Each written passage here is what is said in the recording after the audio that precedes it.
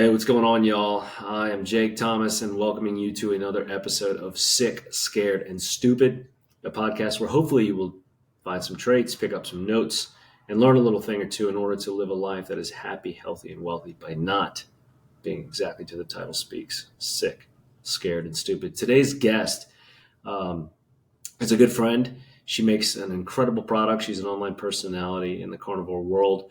We were just talking about her company, Purely Tallow. Some of you may have heard of it. You may have seen me promoting it. You may see it behind her, actually, that she's got on her shelf there. But creating products out of all 100% grass-fed beef tallow for skin, for topical use, for hair, for nails, for anywhere you need it, it will work. And I'm a fan and an advocate and a promoter of her business and anything else that she's doing lately in the carnivore space. Her recipes are really cool, and you got to check her out online. We'll talk more about that shortly. But without further ado, Miss Serena Musick. Thank you, Serena, for being here today. Thank you so much, Jake, for having me. It's an honor. Man, I mean, that pink hoodie, I'm already a big fan of. Showing up bright and light. I love that in the morning. It's awesome. That's right. So what got you into making, let's go right out with it. What got you into making skincare products out of beef tallow? First off, people out there hearing that, like, what? Like, people put beef fat on their bodies? Are you kidding me? People rub that on their skin. Doesn't that taste weird, smell weird? Like, why would you do that? That's disgusting. I mean, that was probably me not too long ago, to be honest. I would have, 10 years ago, you said that to me, I'd be like, yeah, I'm a coconut oil guy. Don't do that. Don't talk about that. That sounds gross. Same here. What got you into doing that and then scaling and, going through those phases of, all right, I'm going to pump out a couple of bottles. And now, like you said, you're shipping out, 200 orders a month. Well, even about 3 years ago, if somebody had told me, I would have been like, yeah, that's a hard pass. Even at the beginning of Carnivore, I would have been like, I don't think so. I'm not putting that on my skin. But I heard about the benefits of it and got a booth at my local farmer's market. And I was selling it there. And pretty much as many as I took would sell. Now, I had a booth there before, selling, various products. At one point I made, coconut oil lotions to sell there and decorative spoons. It was just like a fun thing for me to do. My teenage girls had a gluten-free baking business. And so they would set up at the farmer's market and they didn't need me to sit with them. So I just asked if I could have a booth too and just started making stuff. And when I started hearing about tallow lotion at the beginning of Carnivore, it wasn't long into Carnivore, a few months maybe, I was like, I do like natural products. I mean, I have for years been a wellness advocate for doTERRA essential oils. So like we don't even usually have a medicine cabinet in our house. We just use essential oils for everything. So our kids haven't been to the doctor for a sick appointment in probably 11 or 12 years. We just don't do that. We just treat everything here at home. And so it was like right along those lines for me. It was like, well, I am really careful with my skincare products, my shampoo. I don't clean with, regular cleaning products. I use vinegar and essential oils, to clean things, baking soda to scrub things so this is right along those lines. And so I just tried using some and I couldn't believe how it felt on my skin. And I was like, do other people want this? So I started making it. So I whip it, make the beef tallow and then whip it and, it kind of fluffs up. It looks a lot like whipped cream and it just feels amazing. And there is a difference between non-whipped and whipped. The non-whipped is a little bit greasier, better for like a nighttime use versus the whipped, which really isn't greasy at all. But when you do the research and you really look into it, it's not gross at all. And on a cellular level, it matches the lipid profile of our skin and our body so well that it absorbs really quickly and it can help take care of things like eczema, psoriasis, diaper rash. I mean, the sky's the limit for the things that you can use this for. And you can also eat it. It's 100% natural. There's nothing artificial in it. One of the ways that I'm trying for my business to stand apart from some of the other businesses that sell beef tallow lotion is a lot of them use olive oil, jojoba oil, coconut oil in theirs. And those things, I mean, there is information out there. Those things can be good for your skin, but I'm trying to really stand apart by not doing that. So when I need to dilute the tallow and make it like creamier or make it like a thinner texture, I use emu oil in it instead of using like an olive oil to thin it. I have a couple of products that use wild camel hump fat in them. because wild camel hump fat is historically known for being really good for your skin and for healing. My lip balm has beeswax, beef tallow, and some goose fat in it, because goose fat is very good at both healing and protecting your skin, your lips from ulcers and cold sores and things like that. So like, some research goes into it. We try to figure out, the best fats to use that are animal fats. And then some of the products are unscented, so it would just be those animal products. And then some of them have a scent, and that would be really good, top quality essential oils. I did just order rose oil straight from a farm in Bulgaria, which is really exciting. So now I have these Bulgarian rose scents, which rose is really good for your skin. They call it the queen of essential oils. So it's really good for your skin, rejuvenating and things like that. And when you really sit back and you look at the products that we use for our skin now, the products are toxic. The products that you go to the store and you buy, and even if you try to buy the cleanest one, or even if it says natural on it, just remember there's no FDA regulation on those things. So somebody can say that, like for instance, with olive oil, it can say 100%, but it really only has to be 5% to be for them to be able to say that. So you could be getting an olive oil or a facial cleanser or something like that, that really is not what it says on the jar. So it's really best to go local or small business with those kinds of things when you feel like you can trust the person, because there is no regulation on it. Excuse me. So just keep that in mind when you're buying stuff. That's a big tidbit there. Let's go back to that. You said 11 to 12 years since your kids have had to see the doctor or go to the hospital or anything like that? Mm-hmm. And they've been sick. I mean, don't get me wrong.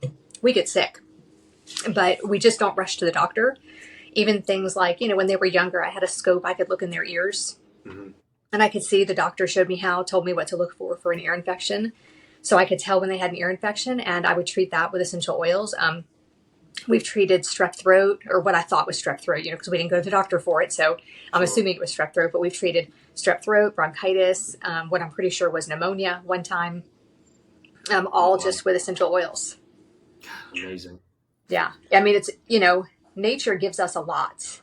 Nature gives us a lot of really cool stuff that we can use. And I do think there's a place for plants in medicine. I don't eat plants. My kids do. My whole family is not carnivore, but I do think there is a place for plants. And I think topically, and even internally, when it's a severe case, like something like oregano oil is an antibiotic.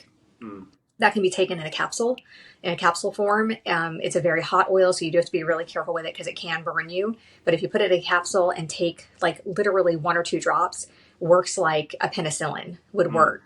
So it's really amazing what you can do with that. We've healed ear infections, with a fever of 102, red, inflamed inside, can't sleep from the pain, a little bit of lavender oil on the ear, a little bit of melaleuca or tea tree oil on the ear to kill the bacteria. Lavender's for pain, a little bit of basil on a cotton ball inside there. You wake up the next morning, or within 2 days, the ear infection is gone. So we've saved a lot of money like that by not rushing to the doctor. They go in for well child checkups occasionally, but we just have not seen the need to go in even for, some pretty severe sicknesses. Now, if it got really bad, obviously I would go if I needed to. I think there's a place for modern medicine too. Sure. But I think if you can handle those kinds of things at home, like we don't have to rush to the doctor just because they have a fever. Even if they're 2 and they have a fever, we don't have to rush to the doctor for that. There are many things that we can do at home, and the fever is your body's way of fighting the sickness. And so if you suppress that with Tylenol or ibuprofen on a constant basis while they're sick, the sicknesses tend to last longer. So there were actually times where a friend would come over and not tell us her kids were sick. My kids would get sick 3 days later, and my kids would be better, 3 or 4 days before her kids were better, because we weren't suppressing it. We weren't taking cough medicine. We were letting the stuff come up when it needs to. We were letting them blow their noses to get the congestion out instead of, suppressing it with the medication. And so I think there's a lot to be said for a more natural way of healthcare. We've saved a ton of money, even with the money that I spend on essential oils. We have saved a ton of money and time by not going to the doctor. I had 4 kids, I homeschooled. And so going to the doctor when my kids were 4 and 6 and 10 and 12 was like a nightmare. I would load everybody up in the car sick, take everybody 30 minutes to the doctor, wait for an hour, and and then they pick up something they didn't already have at the doctor's office. And it would be like an entire day stopping for prescriptions on the way home. I mean, it was hard, to do that on a regular basis. And so when I found the essential oils, I was like, this is the key to a more relaxing life. We would line them up on the couch, oil them all up, before bed. And it made our life so much more relaxing to not have to rush to the doctor and feel like we have taken control and taken some of that stuff into our own hands. Really helpful, as a parent of young children then. And now my kids have grown, they're older now, and two of them are adults, and another one's going to be an adult this year. And then I have a 15-year-old, and they don't run to medicines. Like when they, I have a nice cabinet with all of my oils on it, and they go to that when they know what to do. If they get stung by a bee, they know to put lavender on it. They know what to do. If they have a sore muscles, they know what to put on it. So it's been really helpful in our lives. And I feel like it has helped them as they have grown up. And I don't think they will move into adulthood and parenthood and be rushing their kids to the doctor every couple of weeks, for a sickness that, like, okay, your kid has the cold, right? Your kid has a cold. Like, you don't need to go to the doctor every time they have a sniffle. Like the doctor's going to send you home and say, yeah, they're sick. Yeah, I know they're sick. And that's what would happen. That's what would happen twice a month. I'd get sent home saying my kids are sick. I know they're sick already. So why did I go to the doctor? So it really is much easier to take some of that control back from the medical system. And obviously, if you're seriously concerned about something or something looks infected, or, you need to take responsibility for that and do what you think is best. But we have managed for, I think it's close to 12 years to not go to the doctor for a sickness. Wow. So homeopathy. Yeah. Yeah, absolutely. Absolutely. Really cool. What came, was that the catalyst for you to get into this crazy world of carnivorous eating? Well, I think it's all connected for sure. For me, we've always been pretty healthy eaters. Our kids, one of their first foods was green beans out of a can with no salt added. I never used baby food for any of my kids. Everything was natural. Everything was, made in our house, whether it was a mashed up banana or oatmeal. I didn't use, like the baby oatmeal and things like that. Everything was, food. I would call it like human grade, like it was a real food. It didn't have all the garbage in it. It doesn't need to be enhanced or fortified in all the ways that it is for a baby. They're just mini us, and they don't need like special stuff. You just make it work. We didn't have Gerber baby food, 150 years ago, and people made it work, right? You just figure it out. We would be at stoplights when the kids were, some of them were a year old, or they were 2 and 4 years old or something. And we would stop at a stoplight and they were hungry. And I had a can opener in the car, and I would open a can of green beans and I would dump the water out, and then I would hand them the can, and that's what they would eat for a snack. I mean, they did eat things like goldfish and stuff like that, but for the most part, I've always been really health minded and really careful with what we eat. They've never had a store-bought birthday cake that I bought them. I mean, they've had it at other places, grandparents' house and things like that, but I always make the birthday cakes. Wow. We've never been just kind of normal, I guess. And so I think, that leads into when I heard about the essential oils and realized I could, almost eliminate my doctor's appointments, and save money at the same time. So food has always been a priority for me. And when I started, it was out of desperation. I had a weird post-sickness that I won't name. I had a weird issue after having that where things tasted and smelled rotten to me, like Jake's laughing because I didn't say the name of the sickness, because you can't say that or you get banned. And so after I was better, my taste and smell never really came back. And when it did, things tasted and smelled. The only way I could describe it at the time was like a rotten skunk carcass somebody had lit on fire. It was life-altering hard. Life-altering. It was months of eating nothing but sugar because it was the only thing that tasted and smelled fairly normal. The butter had a little bit of a weird scent to me, but it couldn't stop me from eating a bunch of cupcakes. And then I could eat a hamburger patty fresh off the grill, and I could eat a New York strip fresh off the grill. Those were the only meats I could eat. Cheese, garlic, onion, peanut butter, popcorn, coffee. Oh gosh, coffee smelled so bad, but we would be like I'd be roller skating with my kids, and when they would drop new fries at the snack bar, I would have to cover my face with something. I would put like oils on a jacket or something and put it over my face because the smell made me sick. I spent days in bed from going to a restaurant and coming home sick to my stomach from the smell. I mean, it was just, if you've ever smelled something that actually made you vomit, that's what everything smelled like. Imagine throughout your days going like that. My husband came home one time and I was in our camper in the driveway crying because our daughter was making eggs and I couldn't be in the house. I mean, that's how bad it was. And so I was trying to heal that. I was hoping that I could heal that. I had done a 5-day water fast and it healed it 100%, but 2 days later it came back. So I like, Mm. there's got to be something that'll fix this. Yeah, But yeah. ultimately, huh? I was saying, yeah, yeah, yeah. Yeah, yeah. So ultimately, on my 48th birthday, my girls with the gluten-free baking business, they make the best vanilla cupcakes. And so they made me a double batch of cupcakes and I Nice. ate 20 in 36 hours. That's where I was. It was like, that's the kind of binge I was Mm. in. I had eating disorders, disordered eating. Um, I bought my first diet pills when I was 12. So I've been like sick in that way my whole life. Like everything revolved around food. I brought Weight Watchers smart ones, those little meals, frozen meals, Mm-hmm. I Mm-hmm. brought one of those to a Christmas dinner one time because I Wow. didn't want to binge on the food. Like that's how bad Yeah. it was for me for Wow. years. Wow. And so because of this issue with my taste and smell, I was basically eating sweets and I ate all of those cupcakes and I was sad. I was crying all the time. Every day I would smell something that would make me sick and I would cry and I was depressed. It was horrible.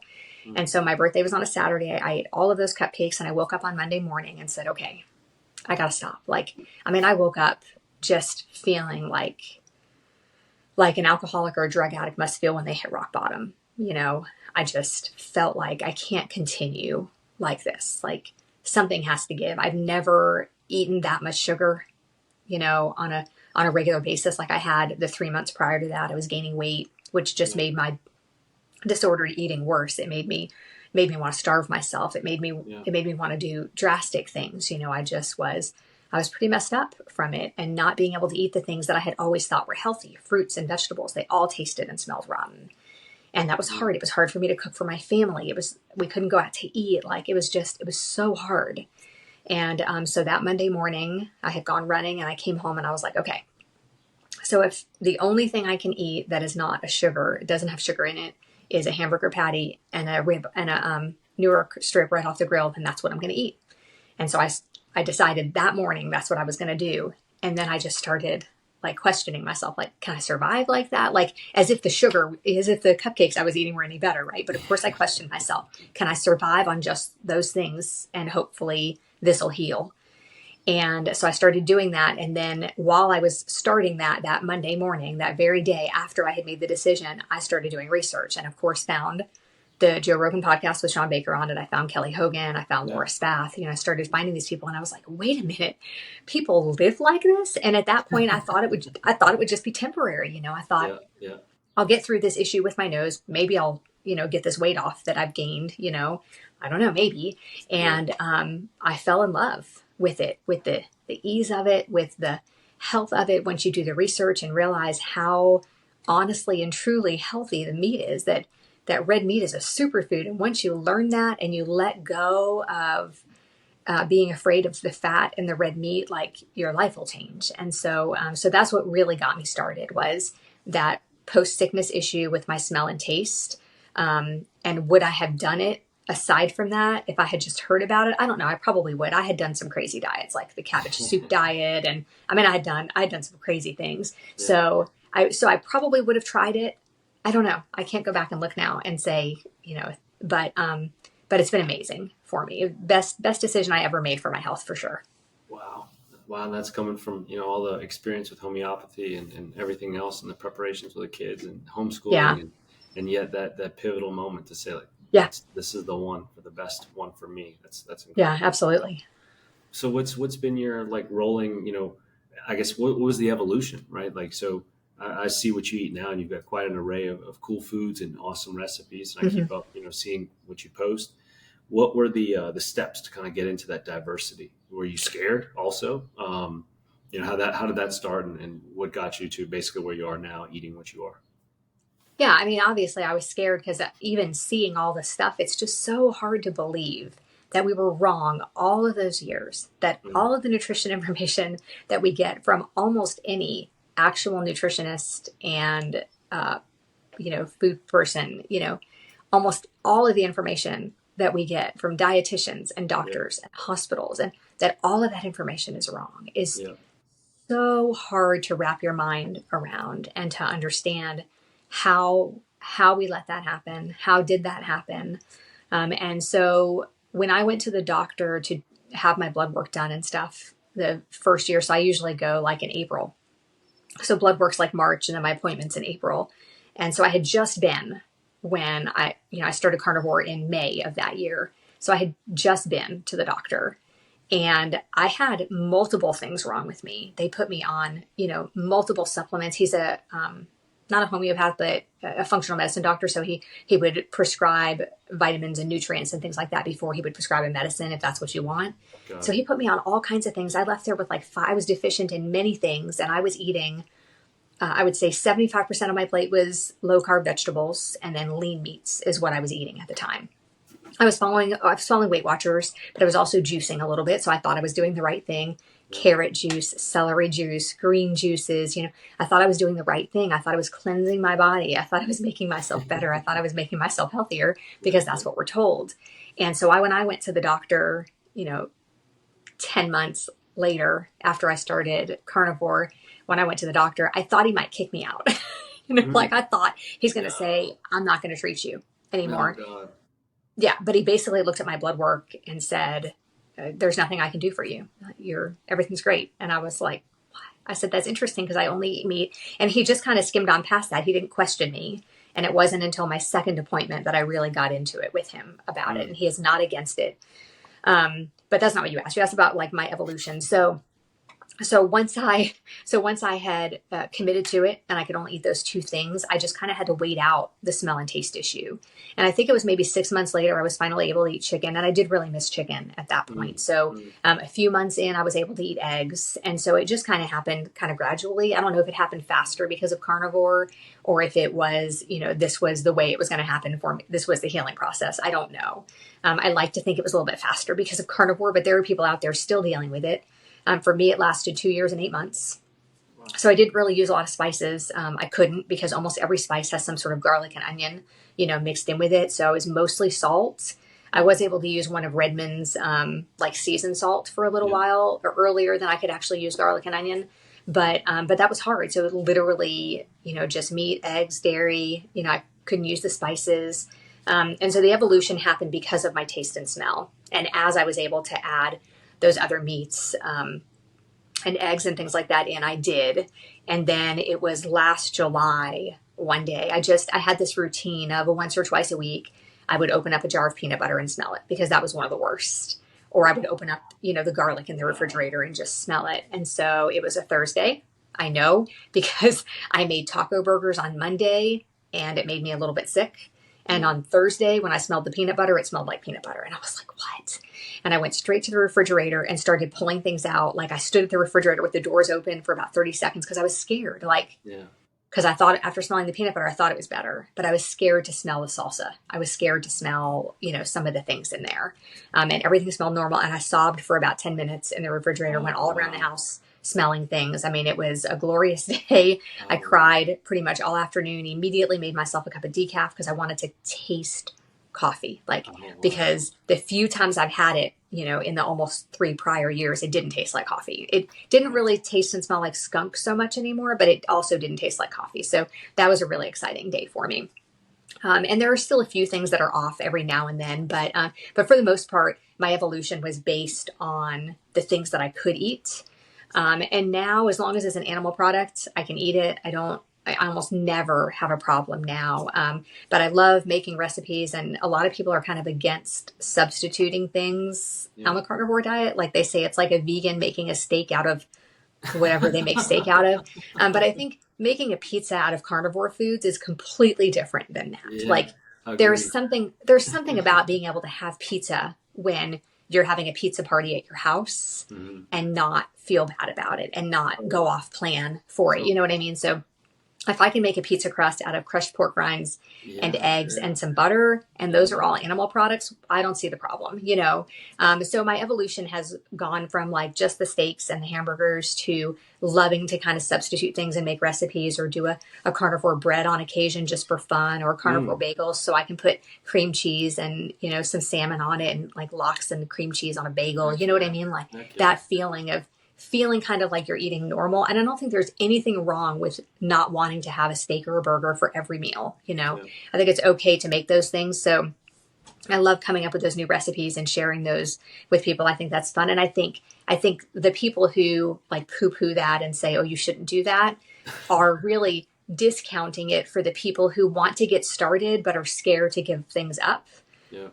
It's kind of like if somebody wants to get started, but they're like, they don't want to give up their coffee. And you say, well, you have to give up your coffee or you can't be a carnivore. You're not allowed in the club. That's dumb. Like, give them a break. If somebody needs to keep their diet soda in for the first 6 months because that's what keeps it fine. Like, I think we're still going to be better off eat as much meat or animal products as you can. And, the rest of it kind of on the out circle of it is not a huge big deal if we can just get people, like people say, oh, you can't use spices, you can't do this, you can't do that. And I think that's silly and unfair. I think some people have to do those things. And if you don't have to, then great. But I think some people have to do those things. And aren't we better off just accepting those people and letting them in and not bashing them when they're, eating 95% carnivore? Like, give them a break. They're still doing better than 99% of Americans probably. If you're 95% carnivore, you're doing pretty darn good. And so I love coming up with those recipes to help those people, kind of like hot wings, do put some hot sauce on your chicken wings. It's okay. I think that's unfair. So that's so great. You and I talked about that on your podcast, and I thought that was really an interesting subject because it's true, to be abrasive to someone that is, not an absolutist or dogmatically adherent to the definition or whatever the definition. I don't know who defines it. I was talking to Michael Mason the other day, and he's like, I don't call myself a carnivore. He's like, this is just the way I've been eating for the last 25 years. Before there was a buzzword about it. It's just exactly how I eat. And I 100% agree. Like, the Statue of Liberty, bring me, you're tired, you're sick, you're poor, like come as you are, just get started, just get started. Like if you need to limp in here with 6 Mountain Dews a day, all right, fine. Maybe we'll start with trying to get to 5, and then we'll get to 4, but like, don't think like, oh my God, I got to just give it all up right now. That's right. Like, it's like, just get in here and just get started. And like, it'll work itself out. Absolutely. 100% agree. And whether you add things in or you want to call it what you want, like, sure. Like, hey, I'm a vegan. Here's one. I'm a vegan that just eats a little meat every now and then. Right. You're a vegan that eats meat with every meal instead of vegetables. Like let's spin it that way. So I think the titles are kind of irrelevant in a sense. I mean, great. Create an identity around it if it makes you proud and happy and gives you a sense of community. Go for it. But don't let it be a dismissal or, a feeling of unacceptance or something like that. Because to me, it's about the conscious awareness and conscious decision for prioritization of health. So well, that's awesome. Yeah. And the amount of people that will come to one of my posts when I post the pizza, and it looks like real pizza, the amount of people that will come to my post and say, that's not carnivore. Like, did you read the caption? Did you listen to the video? Because it's carnivore pizza. It's all animal products and it's amazing. I did, I put sauce on the one for my family and I eat a little bit of it sometimes, but it's not a big deal. Like, and for me, once you've been doing it for a long time, a year, 2 years, 3 years, I'm almost 3 years. Once you've been doing it for that long, I know that if I take a few bites of the pizza, or I have one slice that has a tablespoon of tomato sauce on it, maybe, I'll know though if it doesn't agree with me, right? Because for the most part, I eat very clean. And so I will know if that tomato sauce bothers me. And I'm not saying that because I don't feel it, it's not doing something inside. It probably is. But if I'm okay with tomato sauce on a pizza once a month or not even, because usually I use ricotta cheese on mine. But if I eat a slice of pizza that has this much tomato sauce on it, it's okay, right? Like, it's okay. It's not where it's not for everybody. Like, it's not where the battle's being lost, y'all. Exactly. If that's the marginal place of scrutiny that you're getting hit with, like, good. That's how tightly tuned in. Right. Exactly. With our bodies and what makes us, what works for us and what doesn't. Great. It's not like we're going, okay, was it the fries or was it the milkshake or was it the 10 bags of Skittles or, like you said, the 20 cups you had in 36 hours? Like, it's a lot of culprits to try to deduce who the the problem one is. But that's right. I did the same. We used to have pizza parties at my old real estate firm every Friday, and we did this one thing for like several months or 1 month. We were testing, a different pizza joint every Friday to decide the best or vote on the best pizza in New York City. And every Friday the pizza would come and I would just scrape off the cheese and pepperoni from a bunch of slices and leave the slices. And people would come in and be like, dude, Jake, like, just throw the bread away. Don't leave it there, like for us all to see it naked. But I would eat it. It wasn't, it's not like I scraped every bit of tomato sauce off of it. Right. Yeah. And I loved it. And the Yeah. same thing, it was just this Yeah. mush of pepperoni and cheese, but it was Yeah. great. And there are places that will sell you a crustless pizza. Like you have to ask them. It's not usually on the menu, but there are places that will put, a little bit of sauce if you want it or not, and some cheese and pepperoni and bacon bits and ham and all the meat toppings, and just cook it like that. If you're creative with it when you're out, you can, it is totally doable. But I've done that. I've, gone to a party and there's 15 pizzas, and I look around and I assess the amount of people there, and I think this is more than enough pizza for that many people. And I'll take 3 slices and I'll peel the cheese and the meat off, I've done that too. A little bit of tomato sauce isn't going to hurt me if it, lets me feel kind of normal while I'm with everybody eating, but sometimes I don't eat it all. You just have to decide how you feel about it. But chances are I'm going to scrape the cheese and stuff off the pizza. Yeah, and I'm glad you mentioned the recipe for your pizza. And by the way, anybody listening, or for everybody listening rather, definitely check out Serena's carnivore pizza recipe because it's awesome. But the pork rinds in the crust, huge move. That was such an eye-opening experience to me, and for everyone that's I'm uncertain, like I don't want to give up my breadcrumbs. Like, how do I batter things? Right, Crushed I know. pork rinds are amazing batter. I know. Chicken tenders. I'm from New Orleans. Like fried catfish in that, like all the Italians. Like, what about the palm and the veal cutlets? Like, there you go. That's right. And I have to be honest, though, the pork rind thing for the pizza crust, that's actually from Courtney Luna. It's actually her bread recipe. Nice. And it's so easy. I can use that recipe and get an entire, like almost 16-inch pizza out of it. And then I'll make garlic cheese bread also, which is just amazing. And that's the reel that people have gone crazy over. Like, that's not carnivore. No, it is. It's 100% carnivore except for the garlic. It's 100% carnivore. And I did dip it in just a little bit of tomato sauce, but I was fine. It was fine. I didn't die. It was fine. Shout out to Courtney Luna and her soon to be released cooking book. I think. Yeah, October 1st. Yeah, I love how every time I go to my Amazon to check on an order, it's on there because it says delivered October 1st. So that's going to be on there for 6 months. Every time I go, I love just that. Like, come on. Every now and then I just send her a screenshot of it. I'm like, nice. I'm still waiting. It's coming. Nice.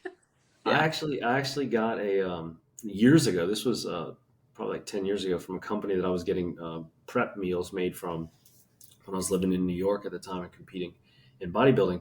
They did this keto keto pizza that they made, and it was with ground chicken as the crust. And I, at the time I was like, this is the coolest thing ever. Like, oh my God. And so like to hear that, and to, like, I've made some myself with ground chicken. It's awesome. Like it totally works, y'all. You can roll it out with the pin, and then it's amazing. It tastes a lot like crust. Mm-hmm. And yes, to Serena's point about you can go to many of these pizza shops. Look, people want to make money. That's right. Bottom line, like bottom dollar. They want your money. They will kind of, for the most part, accommodate. You go to certain, maybe Lucali in Brooklyn, he might not say that and take it as they make it. But for the most part, people say, oh, you just want me to throw some cheese on the oven and skillet and kind of make a chili queso? Exactly. Yes.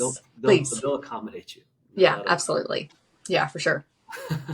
So going through the steps like you were talking about, I mean, that was an extremely moving story about, being in front of the fridge and standing there for 30 seconds before, tackling the salsa and all these things. And then, crying for the 10 minutes and then throughout the rest of it. And that, like, I was just like, wow, listening to that.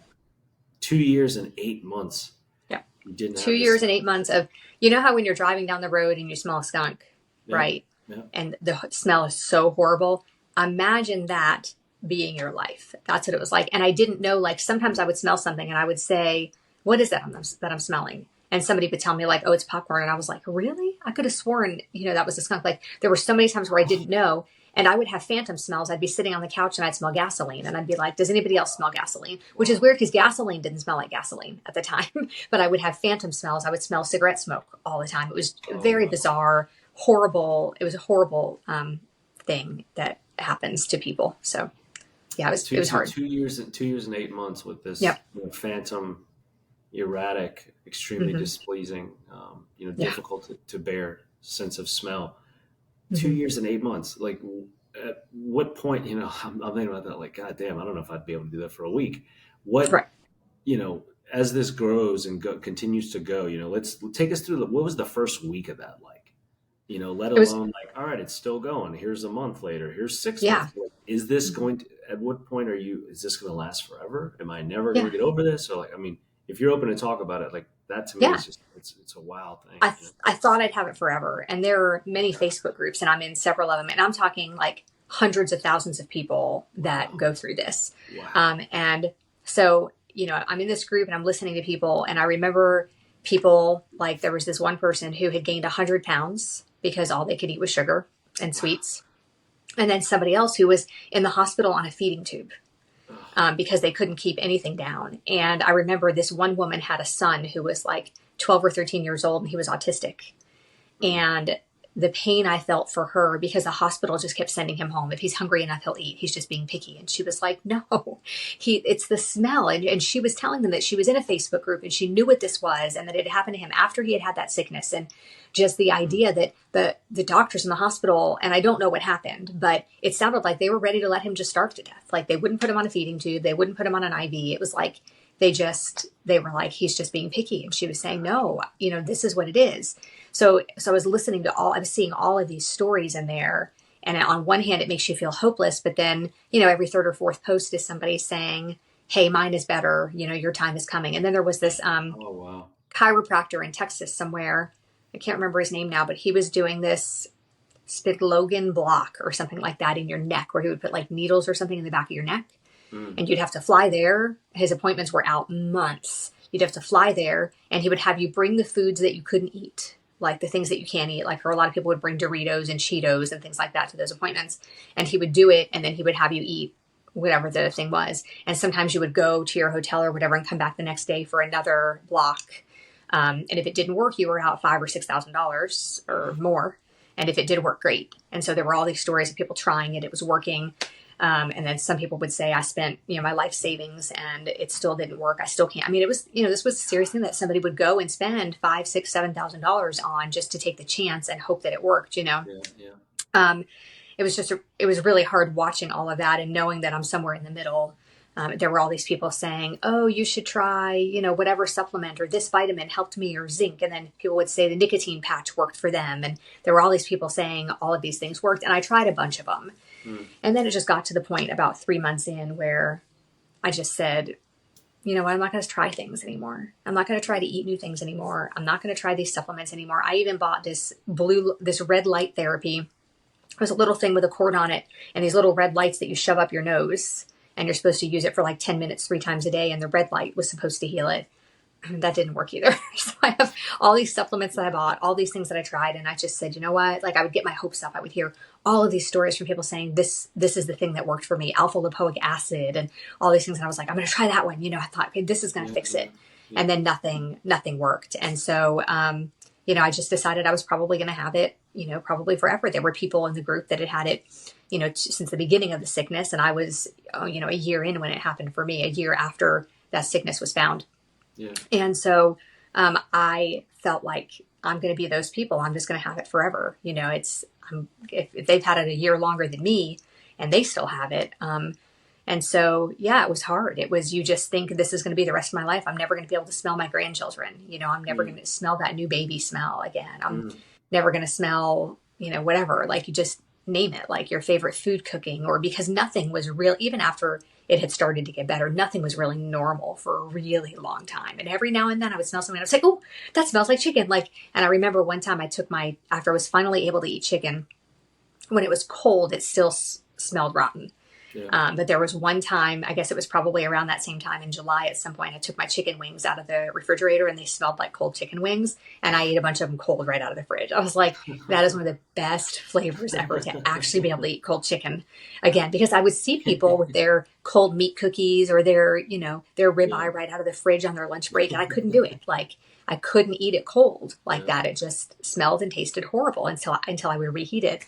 And so the cold chicken wing thing was a huge pivotal moment for me, being able to eat those. So it was very emotional. And if you've never been through it, it's hard for people to understand, but it's just literally imagine smelling a skunk all the time, to the point where you're gagging from the smell, multiple times a day, and specifically when you're trying to eat. Like, it's just like, it's hard to fathom that, and so, now obviously I'm relieved, and every now and then I'll smell something and say, that does not smell right. That does not smell like coffee, or that does not smell like, whatever it is. I will just be like, that, are you sure that's what that is? Because that is not what it smells like. But most of the time it's fine now. Most of the time. Well, it sounds a lot better than it was. That's for sure. Yeah. So much better. Like, I hardly ever talk about it as a current thing anymore. I share it as my story, but it's not something that I usually talk about, on a regular basis anymore. Whereas before it had kind of become my identity, and yeah. I actually bought these little silicone rings that look kind of like a nose ring, and you could put essential oils on it and then put it right here. And I would wear it to my kids' basketball games and volleyball games because we served baked potatoes with chili on them and stuff. And the smell would, like, sometimes I couldn't stay in the gym for their games. I would have to go sit in the car for a little while. And so I found these little rings that you could just wear right here. You couldn't see it from far away, but up close people would be like, what is that? Like almost look like a little nose ring. But I had to do it. And then I would smell whatever essential oil was on it instead of smelling the chili, which helped me. I mean, that's the only way I got through some of those games. So I did that for about 2 years of volleyball and basketball games to be able to get through the games. Wow. Was there ever any pushback from the world around you, or insensitivity or impatience from people like, oh, come on, Serena, it can't be that bad. Like, oh, absolutely. Like you're crazy. It's not, it's all in your head. Yeah, absolutely. Many people said that. And it's hard. People don't have sympathy really for something that they haven't experienced, in a lot of cases. And so it was that kind of a thing. I would just, I just had to learn to deal with it and explain my situation. And, if they understood, great. And if they didn't, that's fine too. And once I was really into carnivore, I was doing a lot of that anyway with carnivore, like brushing off what people said and trying to explain myself. You know what I mean? So I guess I was able to just kind of plow on past it the same kind of way that I was doing with carnivore at that point, like, well, it is what it is. And a lot of people didn't understand. I would say, oh, I can't eat, I would say, hey, could you not put seasoning on one of those steaks for me? And people were like, what? Like, people just, it was hard for people to understand, for sure. I remember I asked you that because I remember when we were talking on your podcast, and you're the first person that really illustrated for me in the sense that you said, I've done a lot of things in my life. I've eaten a lot of different ways. I've gone through, bits of adversity or had to overcome challenges, but I've never gotten so much criticism or just constant, opinions from people, aggressive opinions from people than until I became a carnivore. And I was like, wow, True. Me too. So that's true. I guess you got a lot of, again, experience kind of leading into that because of having lost the sense of smell and whatnot. But then you take on this other new identity, so to speak, and that became the new thing for people to throw shade at you for. Yeah. I mean, nobody ever said anything when I was doing Weight Watchers and eating, more processed foods. Nobody said anything if we went to Krispy Kreme to get donuts, and I wasn't having one because I was on Weight Watchers or on a different diet, they would give me a hard time for not getting a donut, right? Yeah. They give you a hard time for not getting that. Weight Watchers, cabbage soup diet, 14-day juice fast. Like, nobody ever gave me a hard time about anything like they did with carnivore. Never. I mean, it was like, so now I'm eating whole foods, my species appropriate diet. Red meat has more nutrients ounce for ounce than kale does or than blueberries do. And we look at those things like they're superfoods, but yet there's something wrong with me for just eating, steak and hamburgers and fish. And, we eat such a variety of the carnivore rainbow in order to stay healthy. And people just, I don't know if they'll ever understand. I mean, I hope they will at some point, but I've never had as much criticism. And I think if those people would just try it, for 30 days or do it for a week, for crying out loud, you're going to be tired the first couple of weeks. So it's better to do 30 days, but just a week is enough to get most type 2 diabetics off of insulin. Just a week is enough to make measurable improvements in your health. And then if you choose to go back to the way you were eating before and go back on your medications, then fine, that's on you, but I think you have to get out of your own way. I think, people are in their own way because it sounds weird. It sounds crazy. And, so they are the ones preventing themselves from improving, I think. Oh, I don't think. I definitely. Yeah. I concur thoroughly. Yeah. Yeah. So, God, it's a hell of a story. I want to go back to beginning to finish up with. So, you go through these phases, and now you're into this carnivore world, and now you have your homeopathy background and experience, and having raised the kids this way, and you have this eureka moment of let's make some tallow. What does Santa's workshop, Serena's workshop, look like as far as that? I'm imagining like that's a tallow, this big conveyor belt. The kids are all helping. What did that process start like? You're literally, small business, self-started entrepreneur manufacturing a product, which is, doing it out of the house, handmade and homemade. This is salt of the earth kind of stuff. What was the evolution of the Carnivore Revolution? Yeah. So we haven't mentioned that yet. So I do have a YouTube channel called the Carnivore Revolution. And so I do interviews like this there. And I love it. I love that aspect of it too. I just think that's a lot of fun to learn and to spread the word and, and get that out there to other people. And so, the workshop is still in my kitchen. I looked this morning, I think it was 163 orders so far this month, which is amazing. And they're all gone except for the last 8 that came in today. They're all already, on their way. We try to ship everything just at least within a few days. But it's me and my 17 and 15-year-old daughters help me a lot. Like, I don't think I could do it without their help. They have been just huge for me. So it started with making, maybe 48 jars in a week to sell at the farmer's market. And that felt like a lot at the time. That did feel like a lot. And now we spend one whole day, maybe a day and a half, making lotions, maybe every 2 weeks. It's getting closer and closer together, the amount of time that we have to spend doing that, making the lotions. And the more scents we have and the more variety and products we have, the longer it takes and the harder it gets. So we're trying to work out a process now. We were talking about it yesterday. They are huge. Like, if you send me an email and I say, let me check with the shipping department, it's my 15 and 17-year-old girls that I'm asking about something. If I say, let me check, I'm checking with them.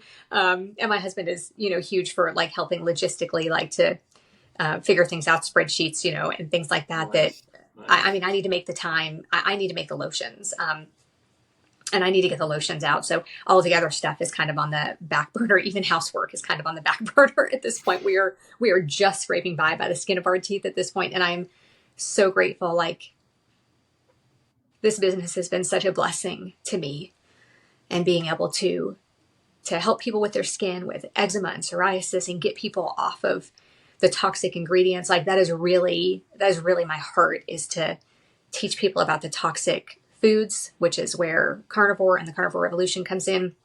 But even more than that, skincare, or not more than that, but alongside of that is skincare being so super important, because you shouldn't put anything on your skin that you can't also eat.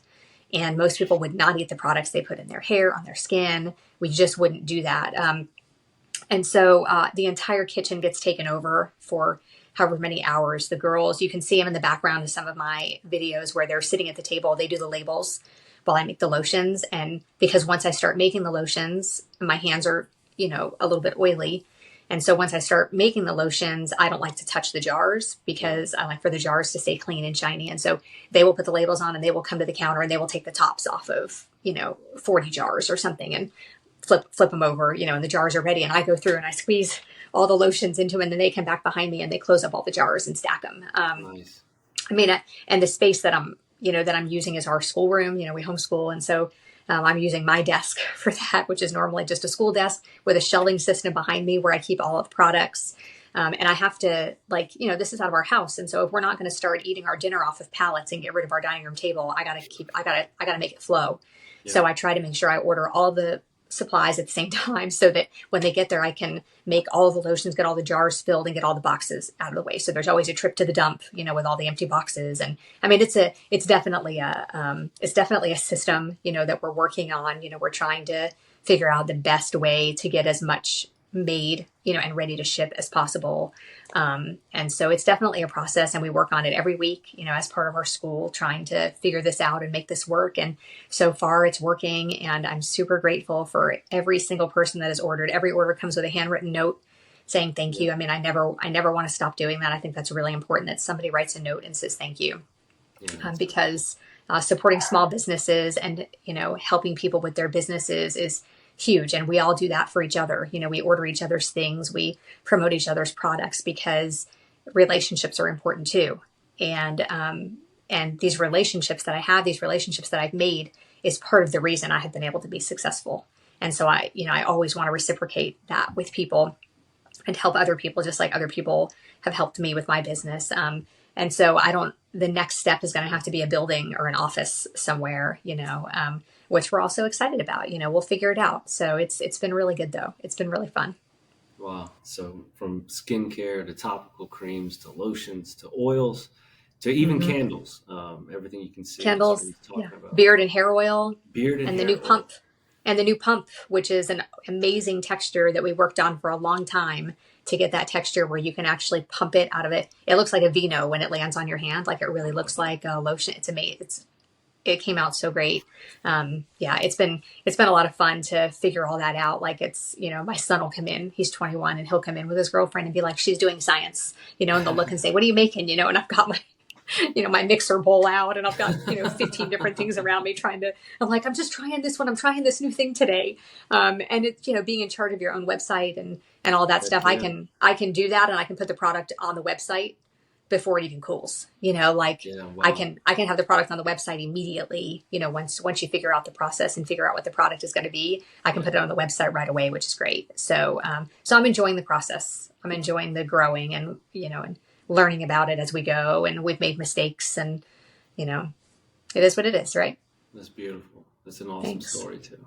And it's fun. Serena's telling every bit of the truth, the handwritten notes, the process, kids in the kitchen, everything. You can see it on our Instagram and on our YouTube. Fun. Be sure to check out purelytallow.com to purchase any of the products we mentioned. Also, Serena's YouTube channel, The Carnivore Revolution, and find her and follow her on Instagram at serena.carnivore. I'll have everything for you guys in the show notes. But yeah, thank you so much today for being a guest at Serena Musick. It's a real pleasure to have you here on the show. Same. And I'm excited about your channel. I think you're going to do great. It's good to be around good people. Yeah. And it's awesome. Extending the message for sure. Absolutely. Yeah. I'll be putting on some lotion here in a little while after I take a shower. That's for sure. I know. I mean, every day, just to plug that with no shame, I use Serena's Purely Tallow on the face, and I have definitely eaten it more than one occasion. Like easy little dollop, like tastes like good beef tallow. Yeah, and the whipped tallow is just such a different texture. It's easier to eat. I mean, not that I'm encouraging people to eat the lotion. Use it on your skin. But if you ever need a snack, yeah, you get stuck, you're in a jam, it'll work as food for sure. That's right. Thanks so much for everybody. Again, thank you to our guest, Serena Musick. I am Jake Thomas. This has been another episode of Sick, Scared, and Stupid. Hopefully you got some good points from Serena about having to live a happy and healthy, wealthy life and not be sick, scared, and stupid. See you guys next time.